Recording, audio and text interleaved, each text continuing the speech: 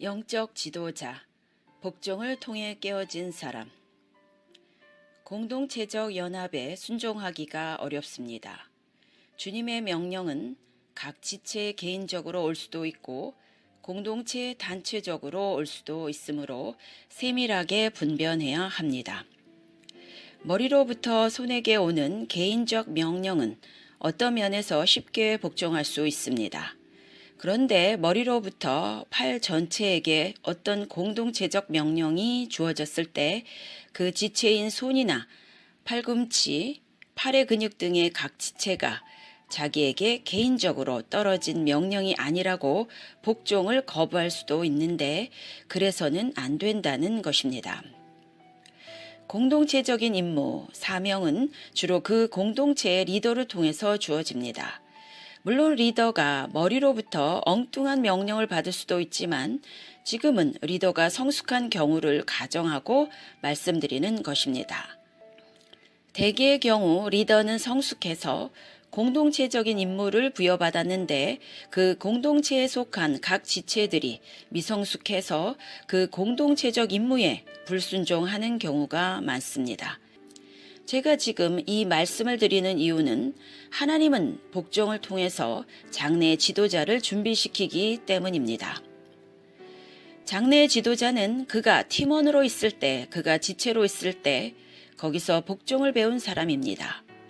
공동체 안에서 그 공동체의 리더에게 철저히 복종한 사람을 하나님은 장래 리더로 세우신다는 것입니다.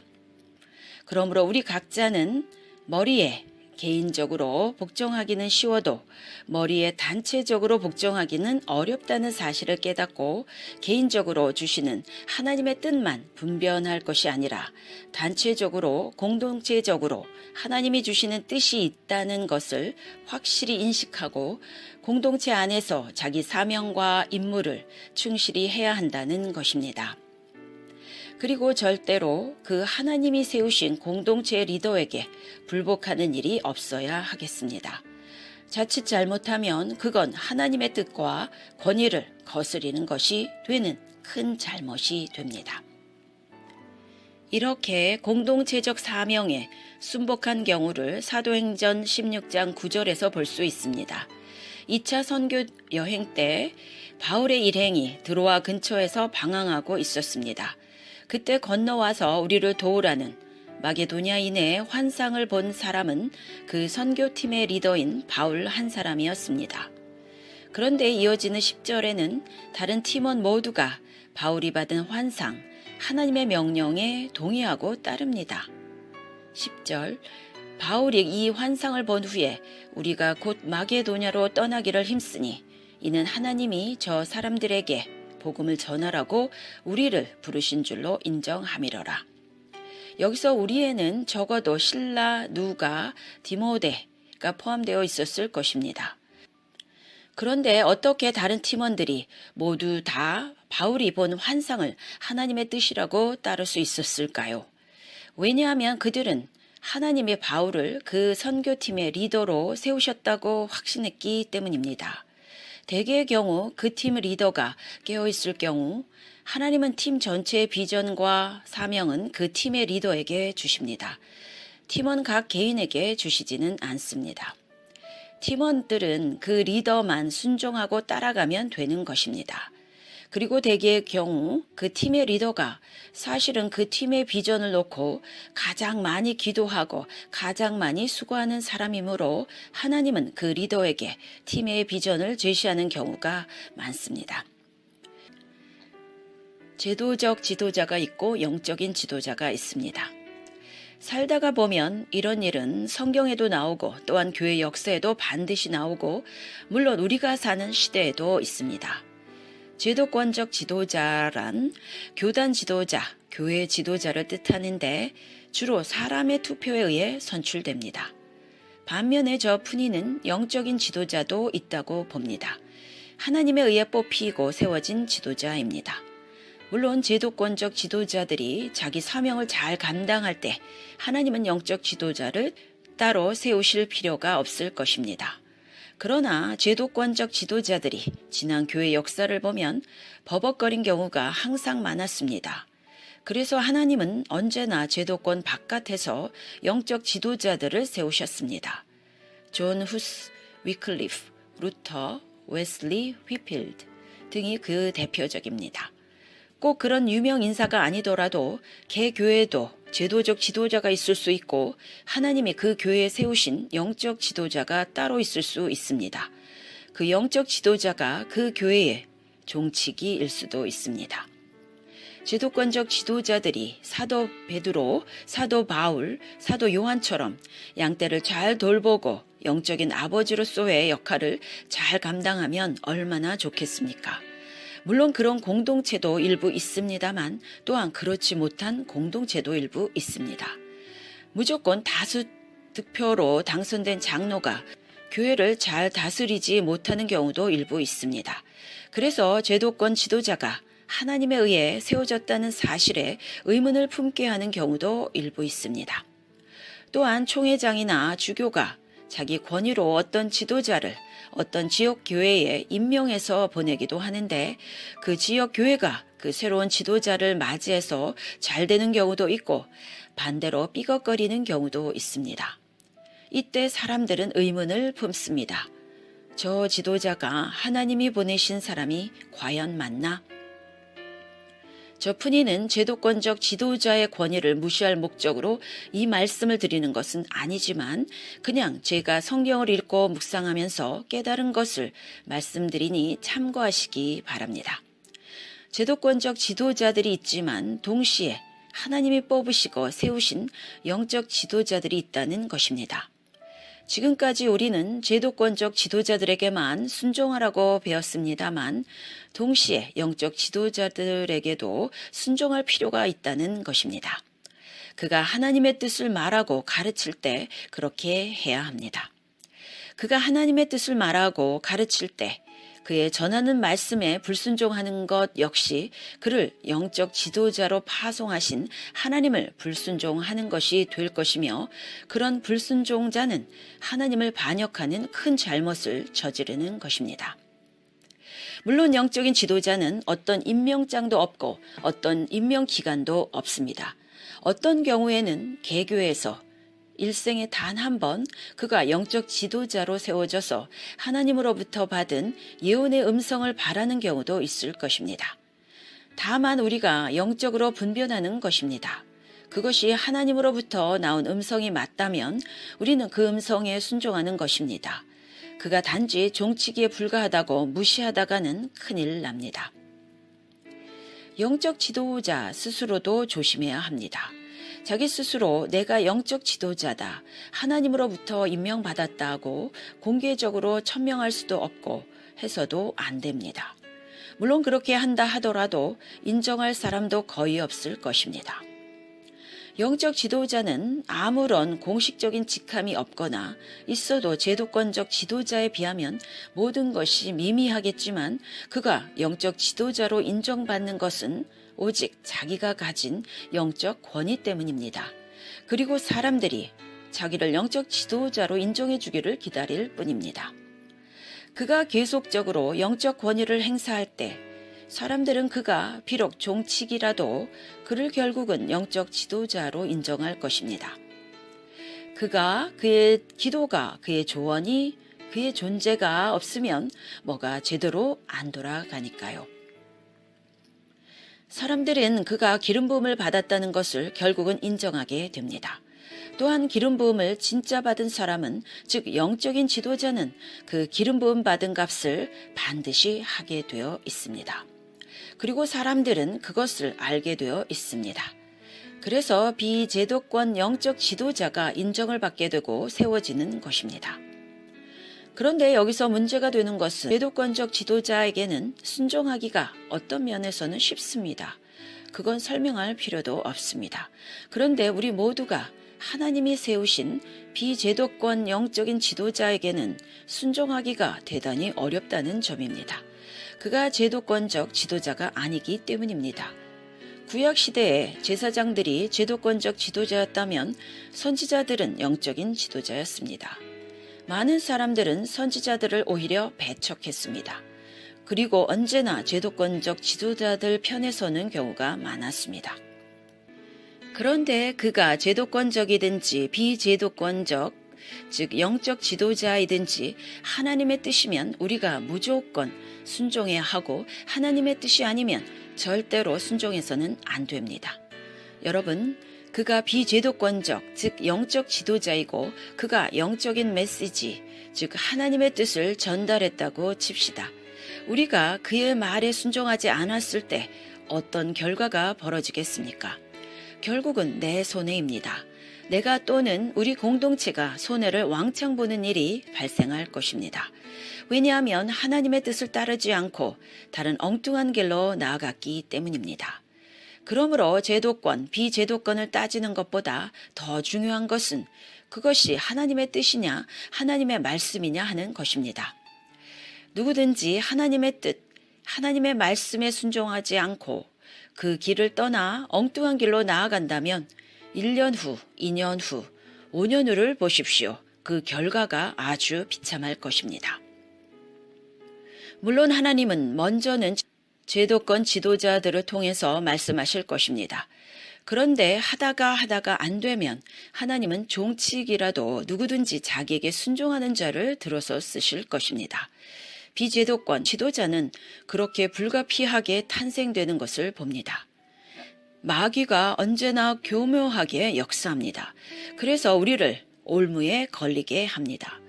그런 비극과 실수를 최대한으로 줄이는 길은 하나님이 세우신 종과 그의 가르침에 우리가 복종하는 것입니다.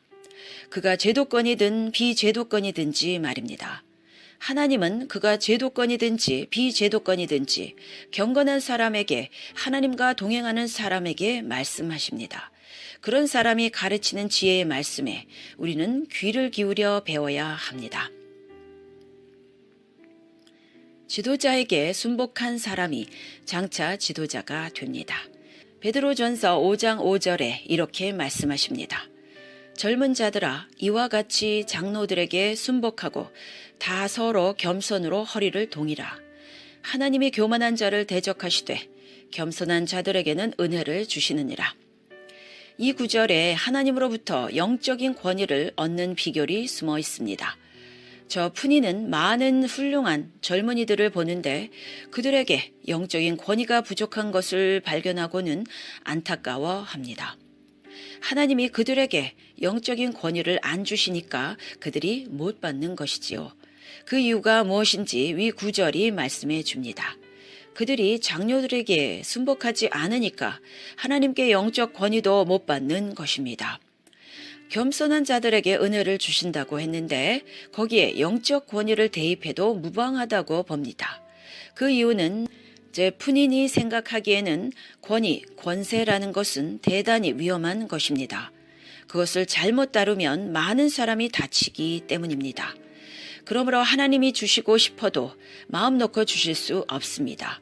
그 위험한 것, 즉 권위, 권세를 주시려면 반드시 깨어진 사람, 반드시 겸손한 사람, 권위에 복종해 본 사람, 즉 그 권위, 권세를 잘 다룰 수 있는 사람에게만 그것을 주십니다. 자기 윗 권세에게 순복할 줄도 모르는 자기 자아가 강하고 깨어지지 않은 사람에게, 교만한 사람에게 권위, 권세가 주어지는 것은 자신에게나 그의 지도를 받는 사람에게나 모두에게 대단히 위험한 일입니다. 그래서 하나님은 누구를 지도자로 세우시기 전에 그를 먼저 깨뜨리시는데 주로 그의 윗 권세를 통해서 깨뜨리십니다. 그래서 먼저 순복함을 배운 사람을 지도자로 들어 쓰시는 것을 저 푸니는 봅니다. 이 원리는 가정에서도 마찬가지입니다. 아버지로서, 남편으로서 그가 온전한 권위자로 서려면 그는 먼저 반드시 깨어진 사람이 되어야 합니다. 즉 바깥에 나가서 자기 윗권세 또는 다른 영적 지도자에게 순복하는 사람이, 그 순복함을 통해서 자기 자아가 깨어진 사람이 자기 집에서도 올바른 가정의 지도자로서 권위를 행사함을 봅니다. 바꾸어 말하면 바깥에 나가서 다른 사람에게 순복해 본 적도 없는, 즉 자아가 깨어지지 않은 강한 사람이 자기 집에서도 올바른 권위를 행사하지 못하여 자녀나 아내로부터 존경을 받지 못함을 봅니다. 베드로전서 5장 5절의 말씀은 일반 가정의 젊은 아빠에게도 적용된다고 봅니다. 그가 나가서 다른 윗 권세들에게 복종하기를 배울 때 하나님은 그에게 은혜를 주셔서 그가 가정에서도 온전한 지도자로 존경을 받고요. 나중에 그런 젊은이가 사회에서, 교회에서 또한 영적 지도자로 세워지겠지요. 저 푼인의 경험을 잠시 말씀드리겠습니다. 하나님은 제가 20세에서 30세까지는 교회에서 공개적으로 많은 모욕을 당하게 하셨습니다. 당시 장로들은 제 사역을 못마땅하게 여겼습니다. 주님은 당시에 제게 입을 다물고 장로, 목사에게 복종하는 훈련을 계속해서 시키셨습니다. 제가 계속 그렇게 했을 때 저는 그들과 결국은 좋은 관계를 유지할 수 있었고 제가 그 공동체를 떠나서 단독 사역을 시작한 후에도 그 좋은 관계는 계속 유지되었습니다. 당시에 저는 장차 하나님이 저를 어떻게 쓰실지 전혀 감을 못 잡고 있었습니다. 그렇지만 그게 헛된 시간이 아니었던 것은 제가 자아를 깨뜨리고 윗 권세에게 복종하는 것을 훈련하는 기간이었기 때문이었습니다. 그 오랜 기간 후에 하나님은 제게 영적인 권세를 주셔서 이제 제가 다른 사람을 다스릴 수 있게 되었는데 저는 그 이유가 제가 먼저 몇 년 동안이나 윗 권세에게 기꺼이 복종했기 때문에 하나님이 제게 주신 은총이요 기회라고 생각합니다. 만약에 제가 윗 권세에게 복종하는 법을 먼저 배우지 못했더라면 제가 권세자의 위치에 올랐을 때 아랫사람들을 마치 독재자처럼 휘둘렀을 것이고 그러면 얼마 못 가서 그 자리에서 쫓겨났을 것입니다. 하나님으로부터 사람으로부터 그러나 제가 윗권세에게 배운 것이 있었으므로 저는 그들을 긍휼과 인내로 지도할 수 있었습니다. 물론 저는 지금도 계속 깨어지고 있습니다. 하나님은 지금도 저를 계속 깨뜨려 가십니다. 이전에 경험했던 방식과는 전혀 새로운 환란으로 제가 깨어지고 있습니다. 그러나 이건 역시 하나님이 이전에 저를 쓰신 것과 달리 새롭게 저를 더 존귀하게 쓰시기 위해서 지금 저를 준비시키는 줄 믿습니다. 하나님이 사람을 불러서 세워서 쓰실 때는 그저 아무나 아무렇게나 불러서 쓰시는 것이 아니고 많이 깨뜨리시고 완전히 깨뜨리셔서 그렇게 자아가 깨어진 사람을 들어서 사용하십니다. 그러므로 여러분이 지금 깨어지는 과정이 있다면 오히려 기대감을 가지시기 바랍니다. 아하, 하나님이 앞으로 나를 존귀하게 쓰시려나 보다.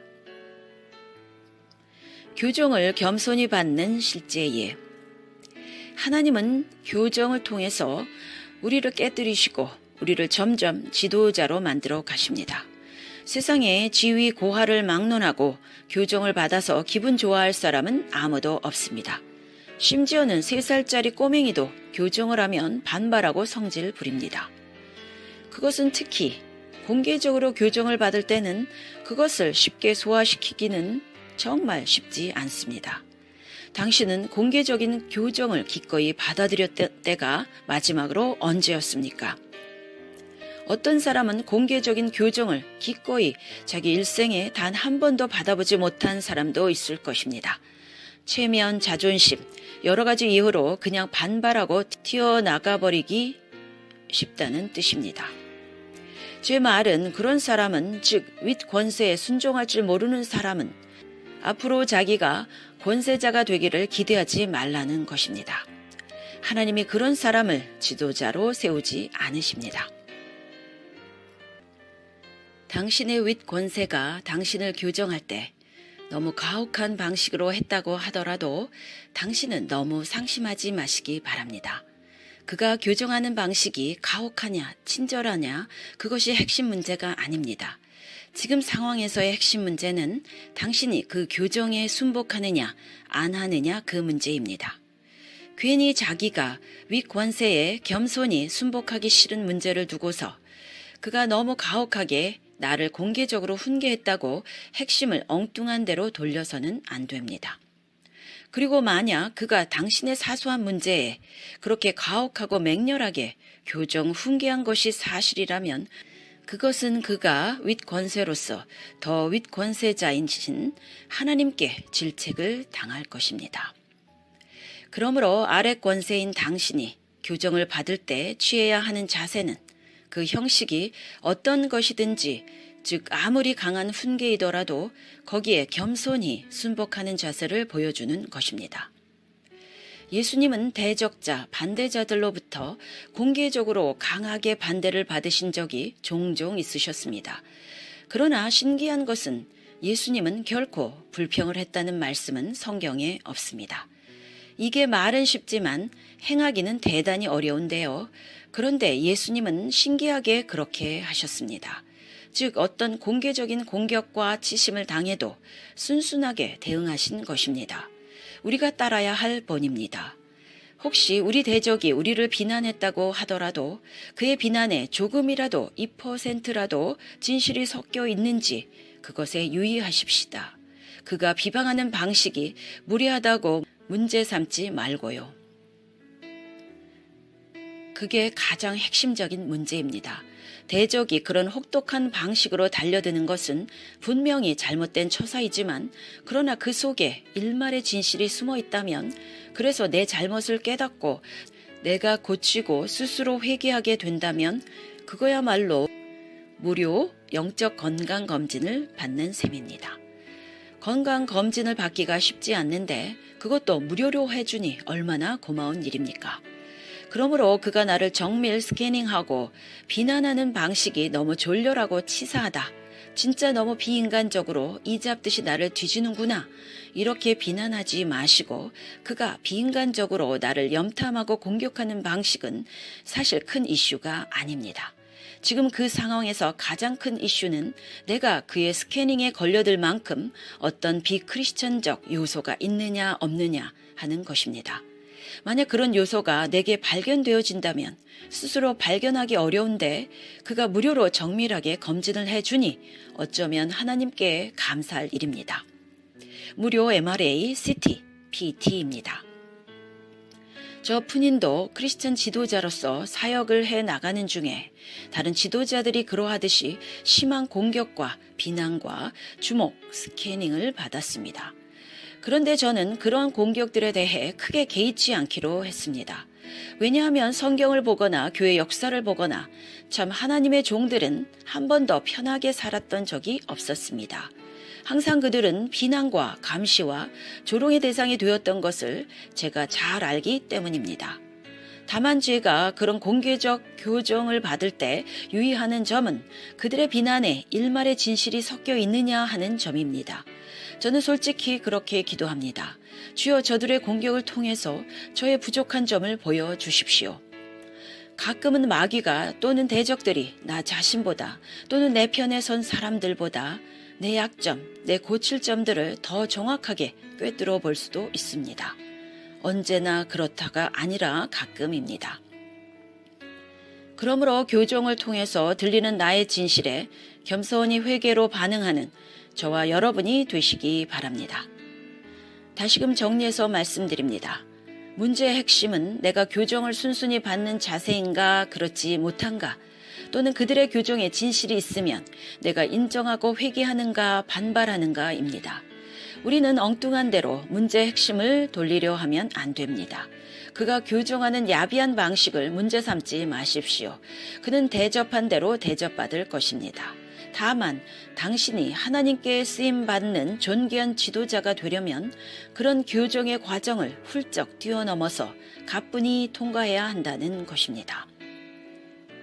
교정받는 자세, 베드로와 가룟 유다의 비교. 베드로는 실수를 했지만 교정을 순순히 받아서 초대교회의 지도자가 되었고, 가룟 유다는 교정을 받았을 때 튀어나가서 반발하고서 정반대가 되었다는 얘기입니다. 교정을 받을 때의 자세, 이것이 바로 가룟 유다와 베드로의 차이점입니다. 마태복음 16장에서 베드로가 예수님더러 십자가를 지지 말라고 말렸을 때 예수님은 베드로에게 사탄아, 내 뒤로 물러가라고 혹독하게 책망하셨습니다. 아니, 사탄이라니요? 예수님은 그 누구에게도 사탄아라고 욕하신 적은 없습니다. 바리새인들을 보고서 독사야라고 하신 적은 있어도 대놓고 사탄아라고 부르지는 않으셨습니다. 그런데 베드로 보고는 사탄아라고 하신 것입니다. 물론 주님이 베드로를 보고서 사탄아라고 하신 것은 사랑하는 자를 책망하여 징계하신 것입니다. 그러므로 주님의 책망과 징계를 받은 사람은 더욱 열심을 내어 회개해야 합니다. 생명의 떡에 관한 설교를 듣고서 떡을 먹었던 사람 대부분이 주님을 떠났을 때 베드로는 영생의 말씀이 주께 있음에 우리가 네게로 가오리까 하며 충성을 다했던 제자였습니다. 그런 충성스러운 제자에게 예수님이 사탄아 물러가라 하신 것은 아무리 생각해도 주님이 좀 심하신 것 같습니다. 어쨌거나 주님은 사랑하는 자를 더 심하게 책망하시고 징계하십니다. 그 주님의 책망과 징계와 교정을 잘 견뎌내는 사람이 주님께 쓰임받는 영적 지도자가 될 수 있다는 뜻입니다. 베드로가 또 한 번 더 예수님께 교정을 받았던 적이 있습니다. 최후의 만찬 자리에서 다른 사람은 다 주님을 배반해도 나는 죽을지언정 그렇게 배반하지 않겠습니다. 라고 베드로가 장담했습니다. 그러자 예수님은 닭 울기 전에 내가 3번 나를 부인하리라고 말씀하셨습니다. 어떤 면에서 베드로가 버럭 화를 낼 수 있는 상황입니다. 그러나 베드로는 잠잠코 있었습니다. 그렇게 교정을 순순히 받고 참고 견뎌내는 사람, 그를 주님은 들어서 사용하신다는 것이 이 설교의 주제입니다. 실제로 그는 오순절 이후로 초대교회의 최고 지도자가 되었습니다. 그리고 그런 자기 경험을 토대로 해서 베드로는 본문 베드로전서 5장 5절의 말씀을 기록했다고 봅니다. 젊은 자들아 이와 같이 장로들에게 순복하고 다 서로 겸손으로 허리를 동이라. 하나님이 교만한 자를 대적하시되 겸손한 자들에게는 은혜를 주시느니라. 위 말씀은 베드로가 실제로 체험한 말씀이라는 뜻입니다. 공허한 이론을 말씀한 것이 아닙니다. 여러분 반드시 이 말씀을 믿으십시다. 내가 겸손해서 손해볼 것은 결코 없다는 뜻입니다. 언젠가는 하나님으로부터 높임을 받게 되어 있습니다. 이제는 베드로와 비교해서 가룟 유다의 교정받는 태도를 살펴보겠습니다. 한 여인이 예수님 발에 값비싼 향유를 깨어서 부었을 때 유다는 저것은 낭비다. 차라리 팔아서 그 돈을 가난한 자에게나 주어라. 라는 식으로 냉소적으로 말했습니다. 그때 예수님은 아주 부드럽게 유다를 나무라셨습니다. 저 여자가 그렇게 하도록 내버려 두라. 그녀는 내게 좋은 일을 행했느니라. 그러나 유다는 이 예수님의 교정을 듣고 반발했습니다. 그대로 받아들이지 않았습니다. 이어지는 마태복음 26장 14절에 보면 이 사건이 있은 직후에 유다는 대제사장에게 가서 예수님을 팔 것을 흥정했습니다. 여기서 유다가 예수님을 팔기로 결심한 타이밍을 유의해서 보십시오. 유다는 제자들이 다 보는 앞에서 자기가 잘못해서 예수님께 공개적으로 나무람을 듣습니다. 그 즉시로 튀어나가서 예수님을 팔아버리는 앙가품을 해버렸던 것입니다. 보십시오. 깨어지지 않은 사람은 작은 책망에도 부드러운 교정에도 이렇게 격렬하게 반응해 버립니다. 하나님이 이런 사람을 지도자로 세우실 수 있겠습니까? 물론 여러 가지 다른 고려 요인들이 있겠지만 교정을 받을 때의 자세, 그것도 초대교회 지도자와 영원히 저주받을 자로 나누는 어떤 구분점이 되기도 했습니다. 그런데 오늘날 우리도 똑같이 이와 같은 시험에 직면하고 있다는 사실입니다. 공개적으로 지적을 당했을 때 내 속에서 부하가 치미는 이유가 무엇일까요? 그것은 내가 교만하다는 증거요. 내가 사람의 영광, 평판을 필요 이상으로 높이 두고 있다는 증거입니다. 그런 자아도 깨어져야 하며 내려놓아야 합니다. 십자가에서 자기 자아와 예수와 함께 죽은 사람은 자기 자아가 망가지는 것을 그리 펄쩍 뛸 정도로 격하게 반응하지 않습니다. 오히려 하나님은 그런 나 자신의 실상을 깨달아라고 대적을 격동시켜서 나를 공개적으로 모욕하도록 상황을 조성하시는 것입니다. 우리 각자가 그 시험에 통과하지 못하면 대적은 통과할 때까지 나를 계속 격동시킬 것입니다. 시험은 시험에게 이겨져야 비로소 끝나게 되니까요. 베드로처럼 우리가 공개적인 교정을 당할 때 또는 성령님으로부터 책망을 당할 때 우리는 순순히 자신을 돌아보며 회개할 수 있게 되기를 바랍니다. 그때 베드로처럼 예수님은 우리 각자를 높이실 것입니다. 그리고 우리도 베드로처럼 베드로전서 5장 5절의 말씀으로 젊은 자들에게 충고할 수 있을 것입니다. 그러나 내 자아가 깨어지지 못하면, 내가 교정을 받을 때마다 반발하면 어쩌면 남은 평생을 우리는 홀로 외롭게 살게 될지도 모릅니다. 절대 남에게 책망받기 싫어하는 사람, 복종할 줄 모르는 사람은 결국은 홀로 외롭게 살 수밖에 없습니다. 그가 지도자라도 외로운 지도자가 되고 말 것입니다. 아무도 자기를 따르는 사람이 없는 외로운 지도자. 자기에게 싫은 소리 하는 사람을 곁에 두기를 거부하고 오직 자기 말에는 100% 순종만 해주는 사람들만 곁에 두고 일하기를 원한다면 그가 바로 덜 깨어진 사람이요. 그는 지도자로 세워지지 못할 것입니다. 그런데 우리 주변에 그런 사람들이 의외로 많다는 현실입니다. 그래서 그들은 이 공동체 저 공동체로 나비처럼 떠돌아 다닙니다. 나비가 예쁜 꽃들을 찾아서 떠돌아 다니듯이 말입니다. 그들은 자기 생을 허비하게 됩니다. 그리고 성취하는 것도 없을 것입니다. 그들은 가인같이 방황하게 될지도 모릅니다. 가인은 주님의 교정을 기꺼이 받아들이지 않았기 때문입니다. 하나님은 그런 외로운 자에게 영적인 지도력을 주시지 않습니다. 왜냐하면 하나님은 그리스도의 몸을 건축하고 계시며 그 몸은 반드시 어떤 기관과 지체가 연결된 몸이기 때문입니다. 자기 혼자 동떨어져 있지 않고요. 아멘.